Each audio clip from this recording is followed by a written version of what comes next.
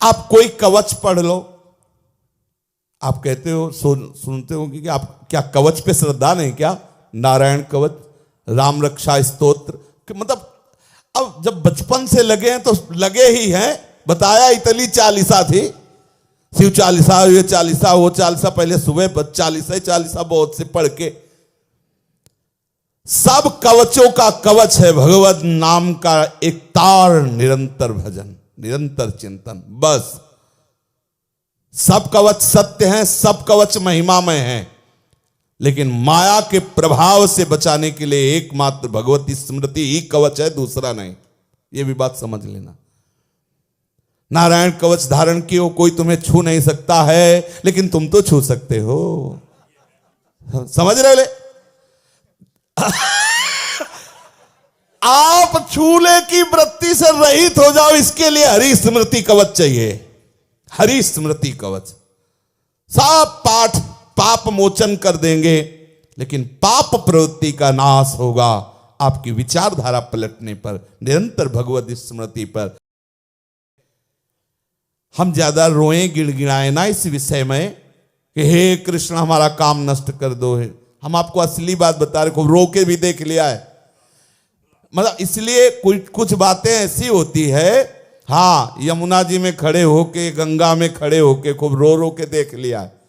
फिर बात क्या समझ में आई कि काहे को जितनी देर रोते हो, हाय हाय करते हो, कृष्ण कृष्ण बोलो, राधा राधा बोलो। समझ रहे हो ना? पक्का समझो कभी रोना नहीं पड़ेगा इस विषय के लिए कि नाथ मुझे बचा लो। ये कब बोलोगे? जब कृष्ण नाम छूटेगा तब बोलोगे हे नाथ मुझे बचा लो। अगर कृष्ण कृष्ण चल रहा है तो ये बोलने का अवसर आपको नहीं मिलेगा कि हे नाथ मुझे बचा लो। ये अंदर की बात आपको कह रहा हूं, बिल्कुल उसे खूब अच्छे से पढ़ा हुआ समझा हुआ विषय अंदर का।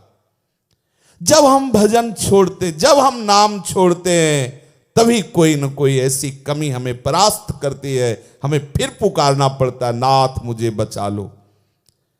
जो महापुरुष जन है कि आपको पुकारने की भी जरूरत नहीं है, प्रभु से आर्तभाव होकर पुकारने की भी जरूरत नहीं। वो जानते हो, इसी बात का अनुभव किया। जहां भगवान नाम चल रहा होता है वहां फिर अन्य किसी आर्त के लिए या किसी जिज्ञासा के लिए या किसी संपत्ति आदि की प्राप्ति के लिए इनकी तरफ देखना नहीं पड़ता। सारा वैभव, सारी सामर्थ्य उसके चरण चूमती है। अभी सुना आपने, बाहरी और भीतरी कोई भी विकार उसे परास्त नहीं कर सकता। तो आर्तभाव होगा इस बात के लिए कि मेरी रक्षा करो। पीछे सुना जो मुरारी किसी चरणों का आश्रय ले लेता, साम्राज्य लक्ष्मी उसके चरणों को चूमती है। श्री कृष्ण चरण आश्रित किसी वैभव के लिए आकांक्षा करे, हमारी निरंतरता में कमी ही हमारी परास्त होने की वृत्ति है। वो हमारे पास है, कोई हमें परास्त नहीं कर सकता। हम स्वयं से स्वयं में परास्त हो जाते हैं, हम अपने ही दांव में फेल हो जाते हैं। बैठाल लो हृदय में, बैठालने की बात कह रहे नहीं, ये प्रश्न आपके हृदय में कई बार उठेगा और हो सकता है वो आपकी आस्तिकता की धरा को हिला दे कि इतना पाठ करता हूं, इतना भजन, और ईमानदारी से करता है, ऐसा नहीं साधक। वो ये भी अनुभव की बात कह रहा हूं। अगर हमसे जो गलती हुई, अगर वो गलती प्रकाशित हो जाए, आप सब हम एक ही उसमें बैठे हुए हैं, हमारे अंदर में जो गलती चिंतन हुआ, जो गलती वृत्ति आई, अगर वो गलती प्रकाशित हो जाए तो कोई नहीं कहेगा कि भजनानंदी है। समझ में आया?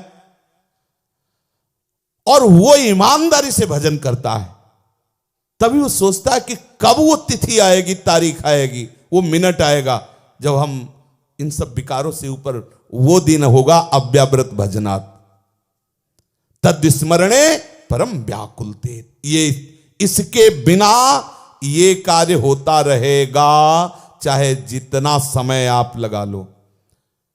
बिल्कुल फाइनल की बात समझ लीजिए। इसमें आज मतलब आपके प्रोत्साहन की बात नहीं कह रहा, बिल्कुल हृदय खोल के, हम हृदय पढ़ के आपको बात बता रहे हैं। जब तक आपके भजन में निरंतरता नहीं आएगी तब तक विक्षेप पड़ता रहेगा, माया का आकर्षण आपको प्रभावित करता रहेगा, आप लड़खड़ाते रहेंगे, आपके अंदर अशांति बनी रहेगी। आपको पूरा का पूरा बल लगाना है निरंतरता के लिए। नाम अपने पास तो अभ्यास के लिए गुरुजी ने सब सामग्री दे दी है। नाम है, वाणी है, प्रभु का कीर्तन है, प्रभु के लीला गुणों का श्रवण है, महापुरुषों के चरित्रों का गान है, चरित्रों का श्रवण पठन चिंतन। बड़ा एक क्षण हानि हरिवंश के नाम अंतर परे, लाभ हरिवंश उच्चरत बानी। तब सुख हरिवंश गुण नाम रसना रटत, और बहु बचन अति दुख दानी। एक भी शब्द और कुछ बोले तो दुख मिलेगा, ये रसिक शिरोमणियों का अनुभव है। एक भी शब्द बोले मरा, फंसा फंसा। जहां प्रभु से अलग हटके बोले फंसे, जहां जो क्षण प्रभु के चिंतन से चूका गया हानि हरिवंश, कोई ना कोई फंस जाएगा। एक मिनट की चूक हो सकता है कई दिनों तक आपको परेशान करे, और हो सकता है कई जन्मों तक परेशान करे। एक मिनट की चूक, ये बिल्कुल फाइनल की बात है। आपकी आस्तिकता कभी हिलेगी नहीं अगर इस बात को बैठा लोगे।